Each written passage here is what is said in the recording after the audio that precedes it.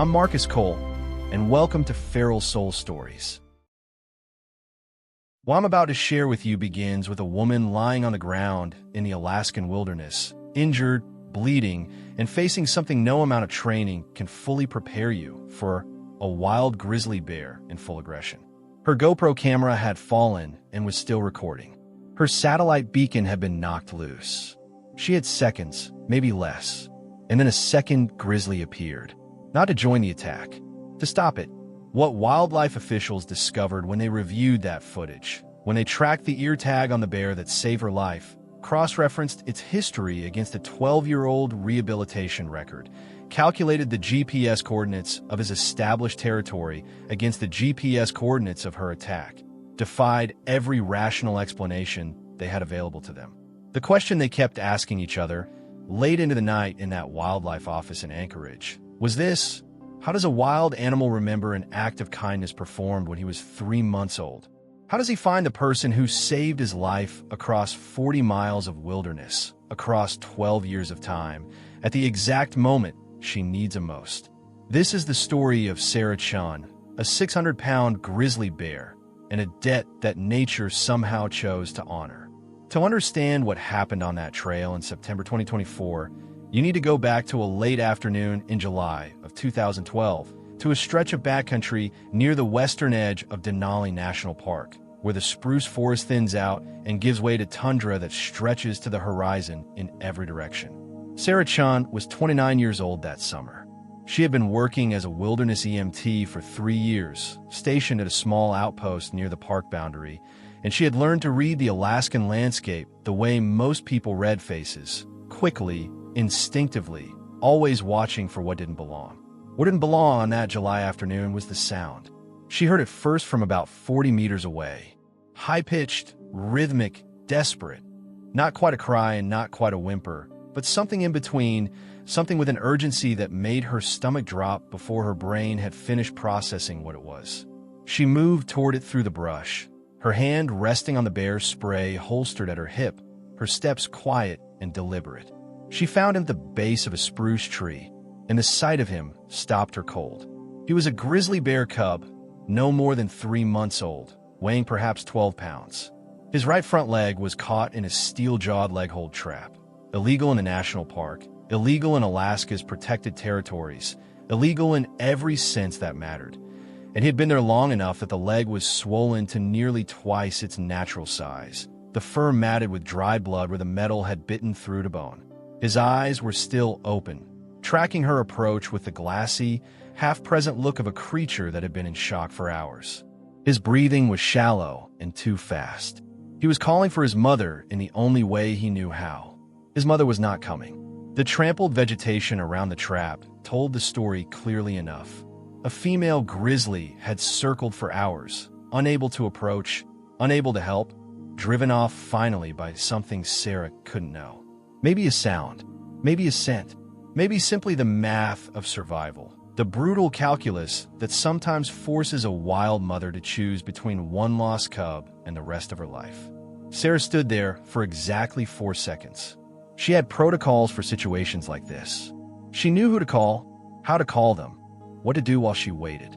She had been trained, specifically and repeatedly, not to approach injured wildlife alone, not to attempt treatment without proper equipment, not to insert herself into a situation where she could become part of the problem. She called it in.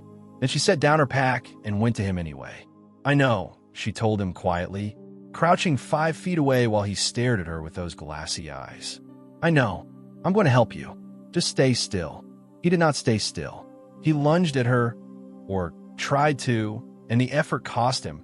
She could see it in the way his body went rigid with pain when the trap jerked tight against the movement. He collapsed back onto the moss and continued crying, but differently now. Quieter, like something had shifted in his calculus, too. She spent the next 20 minutes talking to him before she touched him. Not to the Wildlife Services operator she kept on the line, not to herself, to him, directly in the calm, steady voice she used on injured humans when she needed them to trust her before she could help them. She told him her name. She told him what she was going to do. She told him that it was going to hurt, and then it was going to be better. It took her 8 minutes to work the trap mechanism with her multi-tool, working one-handed because her other hand was pressed against his flank, feeling his heartbeat, letting him feel hers. The trap released with a sound like a gunshot. He screamed, a sound she would hear in her sleep for years afterward, and then went limp, and she gathered him against her chest with both arms before he could fall. He weighed less than her go-bag. His leg was badly damaged, but not, the veterinarian would later determine, irreparably so. The growth plates had not been crushed. The bone had cracked, but not shattered. With proper treatment, with time, with care, there was a path back for him. A slim one, but real. Sarah named him Cole. It was not protocol to name rehabilitation animals. She did it anyway, somewhere around day 4, when he first took formula from her hand and looked at her with eyes that had gone from glassy to bright, and she realized that whatever wall she had built between herself and this animal was not going to hold. The rehabilitation facility was 90 miles away, a state-certified center outside Talkeetna, where 2 wildlife biologists and a rotating cast of volunteers nursed injured and orphaned animals back to health before releasing them into protected territory. Sarah drove Cole there herself, one hand on the wheel and one hand in the crate, letting him mouth her fingers while he cried. The lead biologist was a compact, practical woman named Dr. Renee Howards, who had spent 17 years working with bears in Alaska and had the economy of movement and precision of language that came from years of doing difficult things in confined spaces. She examined Cole with the calm thoroughness of someone who had seen every variation of bad, and she gave Sarah the measured version of good news. Possible. Possible is the best word I have, Renee told her. He's young enough that the leg may heal clean. He's old enough that he hasn't forgotten how to be a bear. The window for socialization is still open, barely. If we do this right, he goes back to the wild. And if we don't do it right, Renee looked at her steadily. Then he doesn't. Sarah took the night shifts. It was not required. The facility had staff and volunteers who rotated coverage, and there was no practical reason for a wilderness EMT stationed 90 miles away to drive that distance twice a day to sit with a bear cub through the hours when his temperature spiked and his leg throbbed and he cried for a mother who was gone. No practical reason except that she had promised him something in that moment when she'd held him against her chest in the spruce forest, feeling his panicked heartbeat gradually slow against hers, and she was not the kind of person who walked away from a promise. The first week was the hardest. Cole's leg was splinted and he was on antibiotics for the infection that had developed in the trap wound, and the combination of pain and disorientation and the absence of his mother made him volatile in the way that only genuinely suffering creatures can be. He bit Sarah 3 times that first week. Hard enough to bruise, twice hard enough to break skin. She cleaned the wounds and came back. You're going to need a tetanus booster, Renee observed, watching Sarah wrap her forearm on day 5. I'll put it on the list. Most people would take a step back. He's scared, Sarah said simply. When I'm scared, I'd rather have someone next to me than not. Renee looked at her for a long moment. You're going to make this harder for yourself, you know. The more he bonds to you, the harder the release will be. I know. You're going to do it anyway. I know. The second week was different. Sarah could not have said what changed first. Whether it was his pain diminishing or his trust growing, whether it was her scent becoming familiar or her presence becoming, in some way he couldn't articulate and she couldn't explain, a form of comfort. What she knew was that on the morning of day 9, when she came in at 5:45 a.m. and unlatched the enclosure, Cole lifted his head and made a sound she had not heard from him before. Low, almost inaudible, like a frequency at the edge of hearing. She felt it in her chest before she heard it in her ears. She sat down on the floor of the enclosure. He hobbled over to her on 3 legs and pressed his nose against her knee. And she held absolutely still, and after a long moment, she felt his weight settle against her thigh as he lay down. She did not move for 2 hours. She was late for her shift. She didn't care. The weeks that followed were the kind of time that doesn't feel like it's passing while you're in it. Full and immediate and textured in ways that make later recollection feel like trying to describe color to someone who has only known black and white. Cole's leg healed in increments, measured in the steadiness of his gait, in the weight he put on it when he stood, in the distance he covered without favoring it. He grew, not quickly. Grizzly cubs gain weight slowly in the wild, nursing for season after season, but steadily, his frame filling out, his paws becoming enormous relative to the rest of him, his face losing the pinched look of an animal in constant pain and opening into something that Sarah could only describe as alert. He learned the enclosure. He learned the routine. He learned Renee and the two other staff members and the rotating volunteers, each with different levels of wariness and different levels of ease. But what he learned most thoroughly, most completely, in the particular way that young animals learn the things that matter most to them, was Sarah. He learned the sound of her truck's engine from 200 meters away. He learned the specific weight of her footstep on the wooden walkway outside his enclosure. He learned her smell in the way that bears learn smells, with a depth and precision that makes human olfaction look approximate, committing the biochemical signature of her to memory the way other creatures memorize faces. When she was present, he was calm. When she left each evening, he went to the fence and watched the direction she had driven until she was gone. "That's not going to make the release easier," Renee said, watching him one evening. "No," Sarah agreed. "It's not." The release happened on September 14th, 2012, 68 days after Sarah had found Cole in that trap. He weighed 34 pounds now. His leg had healed cleanly. The veterinary report called it a remarkable recovery, attributed to youth and adequate nutrition, and, in a phrase that made Renee smile despite herself, intensive care. He had passed every behavioral assessment. He was ready. They drove him to the release site in the back of Renee's truck, in a transport crate he had outgrown, his body pressed against the wire mesh, watching the landscape pass. Sarah sat in the cab and did not look in the rearview mirror. The site was a river drainage in the western sector of Denali, prime grizzly habitat, well within the protected territory and well away from human activity. 2 wildlife officers were there to oversee the documentation. The morning was overcast and cold, the kind of September morning in Alaska that reminds you that winter is not a season, but a condition, always waiting, always patient. Sarah opened the crate herself. Protocol. She was the primary handler. It was her responsibility. Cole came out slowly, not with fear, but with the particular caution of a young animal encountering the unconstrained world for the first time. He stood just outside the crate and lifted his nose to the air and held it there, reading the landscape with senses that had spent 68 days confined to a 4,000 square foot enclosure. Sarah stood 2 meters away and watched him. For almost a minute, he didn't move. The wildlife officers were quiet. Renee was quiet. The river moved somewhere below them, and the spruce forest stretched in every direction, and September light fell flat and gray over all of it. Then Cole turned and looked at Sarah. She had been told what to expect at this moment. She had been told that the animal would not register her as anything particular, that the bond formed in captivity was a form of imprinting that the wild would displace quickly, that he would not look back, that this was how it was supposed to work and how it was supposed to feel. She had been told, and she had believed it, and she was completely unprepared for the reality of standing there with Cole's eyes on her face, seeing something in them that she couldn't name and couldn't dismiss. He walked to her, 3 steps, slowly, and pressed his nose against her hand. She let herself have 5 seconds.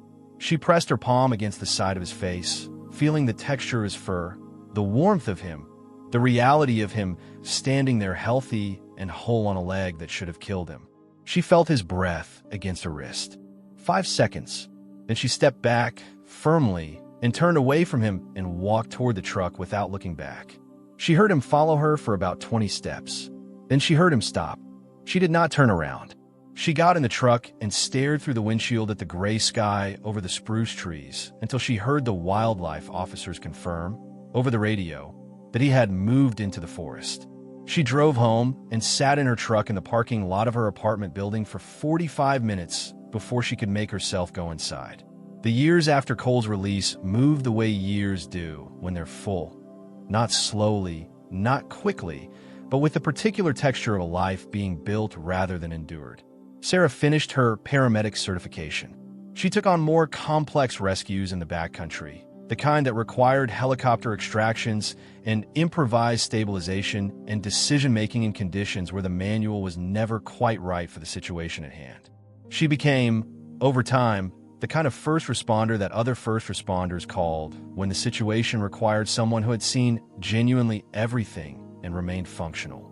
She thought about Cole less often as the years passed, or she thought about him less often.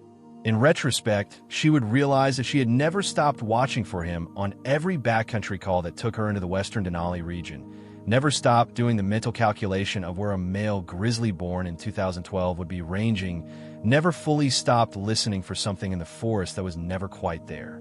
She knew the statistics. Male grizzlies in Alaska have a territorial range of up to 1,500 square kilometers. They live in protected habitat to 25 or 30 years.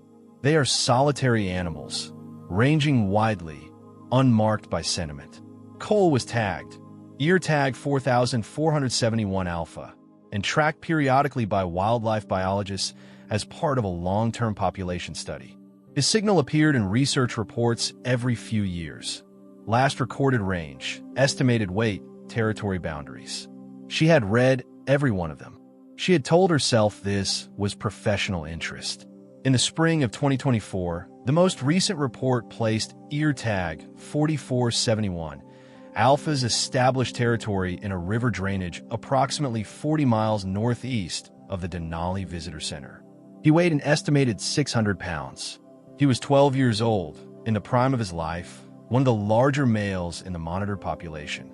She had read the report twice, noted the coordinates, and gone back to work.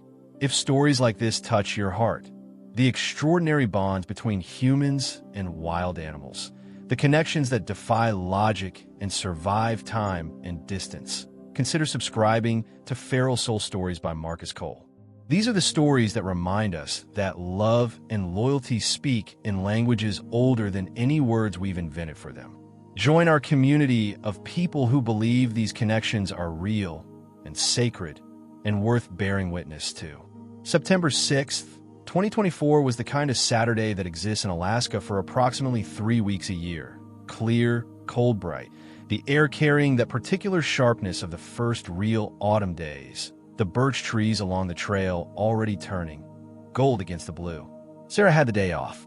She had a 14-mile loop she'd been planning for 2 weeks, a trail she'd hiked a dozen times that began and ended at the same trailhead, wound through old-growth spruce, crossed 2 river drainages, and climbed to a ridge with a view she had never quite gotten tired of.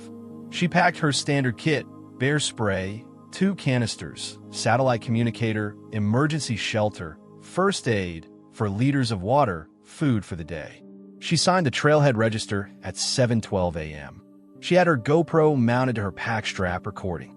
She had been recording backcountry footage for 3 years, putting together a personal archive she'd always thought might become something eventually, a training resource, maybe, or just documentation. She mostly forgot it was on. The first 6 miles were exactly what she needed them to be. The trail was dry. The light was perfect. The forest had that autumn quiet that feels less like absence of sound and more like held breath. She moved at a steady pace, not pushing, watching the landscape the way she always did, noting the fresh bare diggings at the base of a white spruce, the scratch marks on a paper birch at about 6 feet, the half-eaten blueberry bushes stripped at bare height. Active area. She adjusted her pace slightly, made more noise at the creek crossings, stayed on high alert without letting it become tension. She was descending the north face of the ridge, approximately 8.3 miles in, when she heard him. No warning, no sounds of approach, no crashing through brush, no series of warning vocalizations, just sudden presence, explosive and enormous, a 400-pound male grizzly bursting from the spruce 15 meters above her on the slope, fully in a charge. She had her bear spray out before she was consciously aware of reaching for it. She stood her ground, training, muscle memory, the same training that had kept her calm in every backcountry medical emergency she'd responded to in 15 years. She discharged the first canister at 10 meters, the orange cloud hitting him full in the face. He didn't stop. He hit her at a dead run, and the world became noise and ground and impact, the bear spray canister spinning away down the slope, her pack absorbing some of the blow, her shoulder and side taking the rest. She went down hard on the rocky trail, rolling, instinctively curling, protecting her head and neck with her arms. The bear was on her in an instant, pinning her with one massive forepaw, his breath hot against the back of her neck, and she was running the survival protocol in her head: play dead, minimize struggle, don't fight back, while her body screamed at her to do the opposite. Her GoPro was still recording. She didn't know that. It had been knocked to face up slope, toward the bear, toward the trail above them. She felt the pressure on her back increase as the bear shifted, repositioning, and she understood in the visceral way that you understand when logic is irrelevant that this was not going to resolve in her favor. Her second bear spray canister was on her hip, but she couldn't reach it. Her satellite beacon had been knocked loose in the fall and was somewhere on the trail behind her.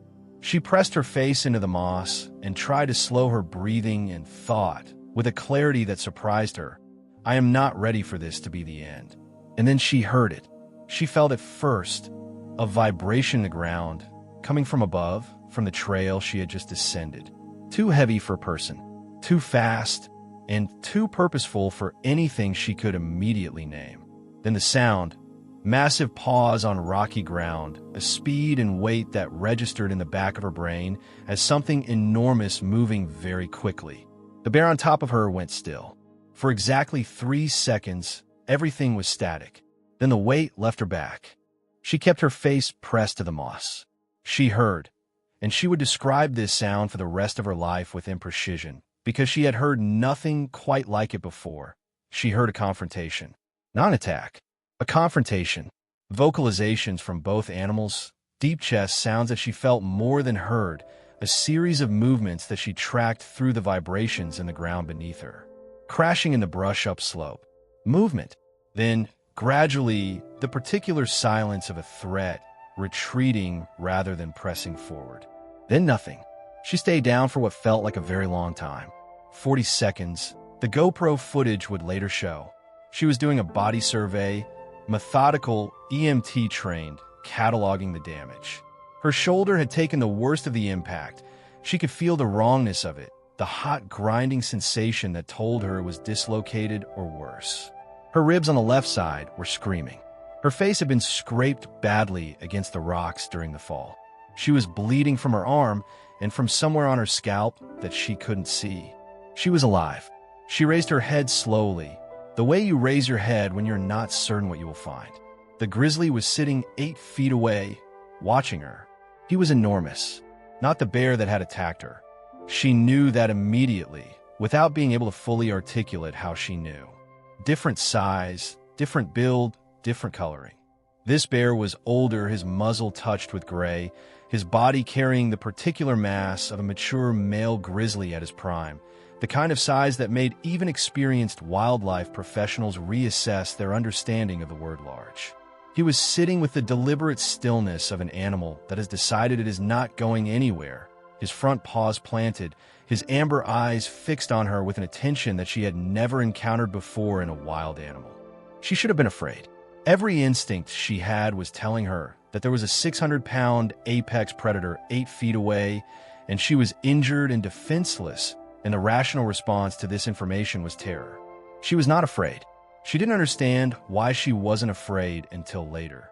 Much later, sitting in a hospital bed in Anchorage with her shoulder in a sling and a wildlife officer sitting across from her with a laptop, showing her the GoPro footage, until she saw, in the footage, what she could not have seen from the ground. The way the second bear had come down the trail at full speed and inserted himself between her and the attacking bear with the precision of a deliberate act, not an accident of territory or chance encounter. The way he had positioned himself, body between her and the threat, facing the aggressor, communicating something that the other bear had understood clearly enough to choose retreat. The way he had then turned and gone not away but toward her and sat and waited. The way he had, when she finally struggled to sit up and he saw her face, leaned forward and pressed his nose briefly against her outstretched hand. She hadn't planned to extend her hand. She didn't know why she did it. She would say later that it felt like remembering something, like muscle memory from a very old gesture. He sat with her for 11 minutes. She knew this because the GoPro recorded it. She didn't know it at the time. Tom had stopped working normally. She sat on the rocky trail with her back against a boulder and her shoulder on fire and her ribs screaming, and the largest grizzly she had ever been close to sat 8 feet away and watched over her with amber eyes until she had her satellite beacon retrieved and activated and confirmed that help was coming. Then he stood, unhurried, and walked up the trail in the direction he had come from and disappeared into the spruce. She sat alone on the mountain and cried, though she couldn't have said exactly why. The rescue team reached her at 2:47 p.m. Helicopter, 2 paramedics, a wildlife officer. Her shoulder was dislocated, 3 ribs were cracked. She had a concussion from the initial impact, and a gash on her arm required 14 stitches. She was airlifted to Regional Medical Center in Anchorage, where she spent 3 days while they monitored her for internal bleeding that ultimately was not there. On the second day, Wildlife Officer Dan Kaufman came to her room with a laptop and an expression she couldn't read. "We pulled the GoPro footage," he said, and put the laptop on the rolling tray table and showed her. She watched it twice without speaking. The angle was wrong for much of it. The camera had been knocked face up, capturing the slope above her rather than the ground where she lay, but it captured everything that mattered. The attacking bear, the intervening bear, arriving at speed from above. The confrontation, the retreat, the second bear settling back, patient and watchful, between her and where the threat had been. "The bear that saved you is tagged," Kaufman said. "Ear tag 4471 Alpha. That's how we know he's from the northeastern Denali population. His established territory is documented. 40 miles from where he appeared." Sarah looked up from the laptop. "We cross-checked the GPS coordinates of your attack location against his last 3 years of documented range," Kaufman continued.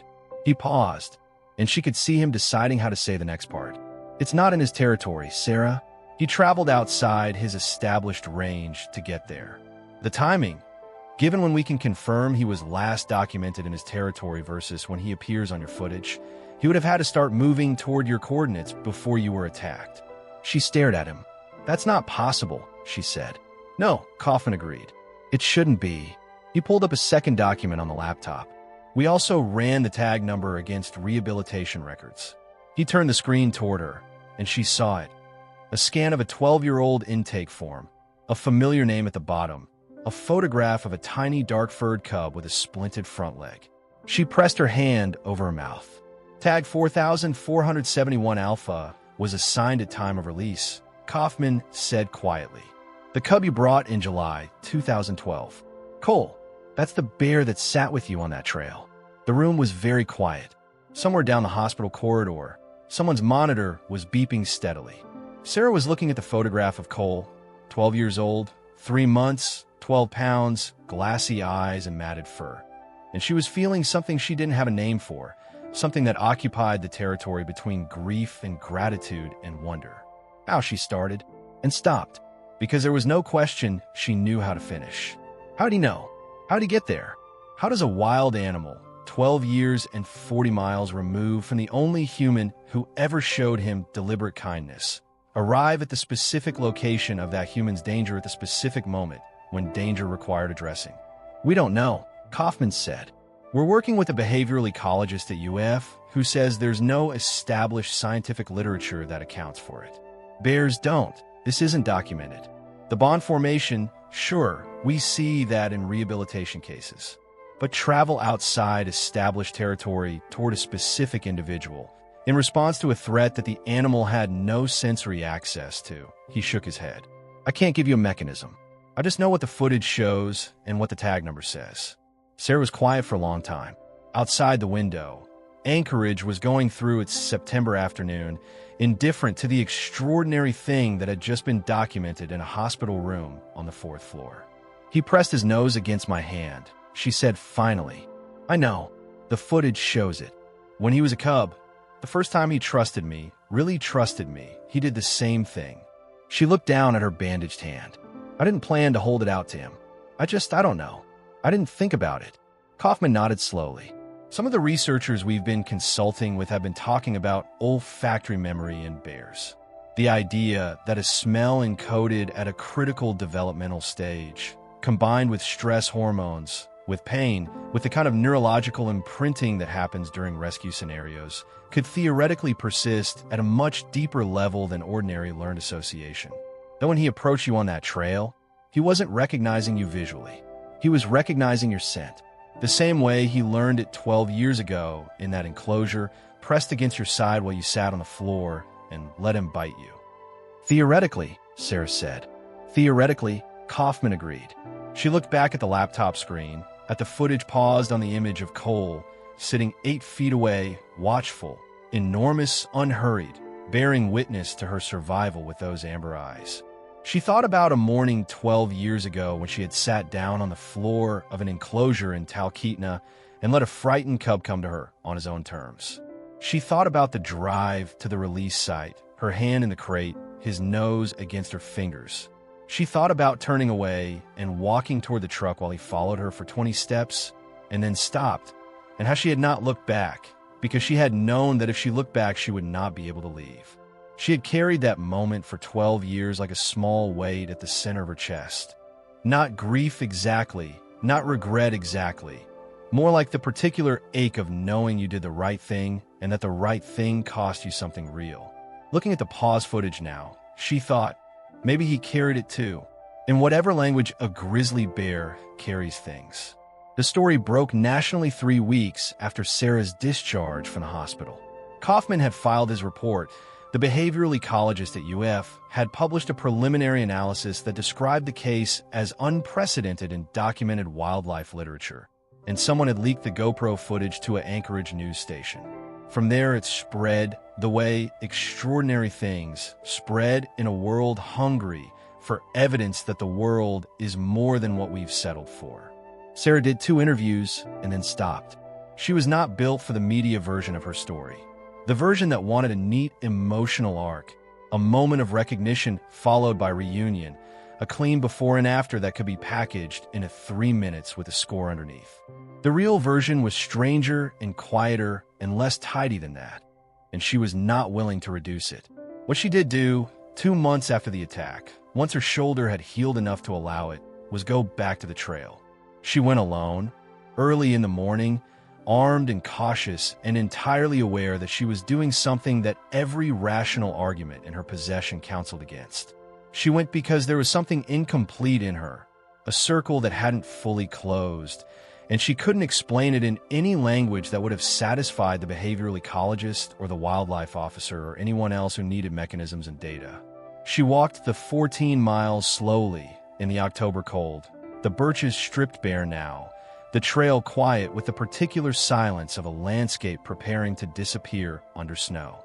When she reached the site of the attack, she stopped and stood for a while and said nothing in particular.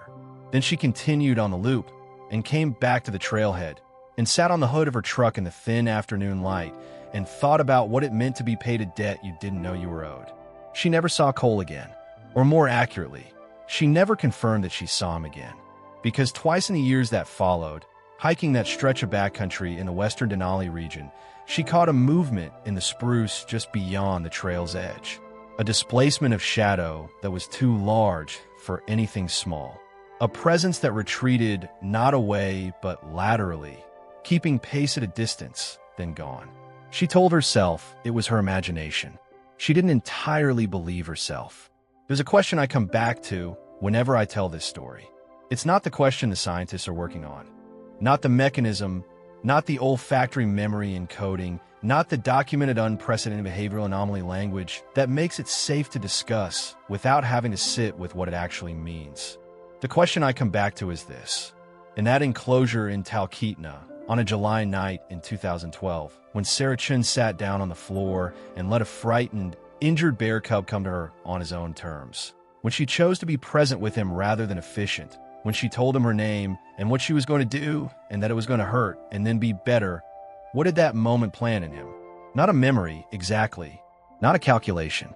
Something older than either of those things. Something that lived in the body at the level where survival decisions are made. encoded in the particular biochemistry of trust earned in pain, in the smell of someone who stayed when they could have left. 12 years is a long time. 40 miles is a long distance. The odds of Cole being in that part of the park at that specific moment, of him sensing what was happening through whatever combination of sound and scent, and something we don't have a word for yet, of him making the decision a wild apex predator has no evolutionary incentive to make. Those odds don't compute. And yet the GoPro footage exists. The ear tag exists. The GPS coordinates exist. The 14 stitches in Sarah's arm exist, and the dislocated shoulder, and the 3 cracked ribs, and Cole sitting 8 feet away with his amber eyes fixed on her while she activated her beacon and waited for rescue. The scientific literature will continue to develop a language for what this means. The behavioral ecologists will run their models and write their papers and add caveats and qualifications that are all entirely appropriate and also somehow inadequate to the thing itself. What I know, what I've learned after 25 years of bearing witness to these extraordinary stories, is that kindness is not always neutral. That what we give in a moment of genuine care doesn't always disappear into the indifferent machinery of the natural world. That sometimes, in ways we can't map or measure or fully explain, it persists. It travels. It finds its way back. Sarah Chen saved a cub's life in a spruce forest in July of 2012. She did it because she had promised him she would, in the only way she knew how to make a promise, by staying and sitting down on the floor and letting him come to her when he was ready. 12 years later, on a mountain trail in September, Cole collected on that promise. Think about that for a moment. If this story moved you, if it reached something in you that doesn't usually get reached, I want to hear from you. Tell me in the comments. Do you believe animals carry more of the world inside them than we've given them credit for? Have you ever experienced a moment with a wild creature that left you questioning what you thought you understood about the boundaries between species? Those stories matter. Every one of them adds to the picture of what is actually possible. And if you know someone who needs to hear a story like this one today, someone who has forgotten that the world is capable of more than what it usually shows us, share this with them. Some truths travel best through a story. I'm Marcus Cole. Thank you for being here. These are the stories I've spent my life collecting because I believe they tell us something essential about what we are and what we're capable of when we choose, as Sarah chose on a July afternoon in Alaska, to stay. Subscribe to Feral Soul Stories. Real emotions, untamed hearts, new stories every week because there's never a shortage of proof that love, the kind that doesn't know it's supposed to have limits, is the most persistent force in the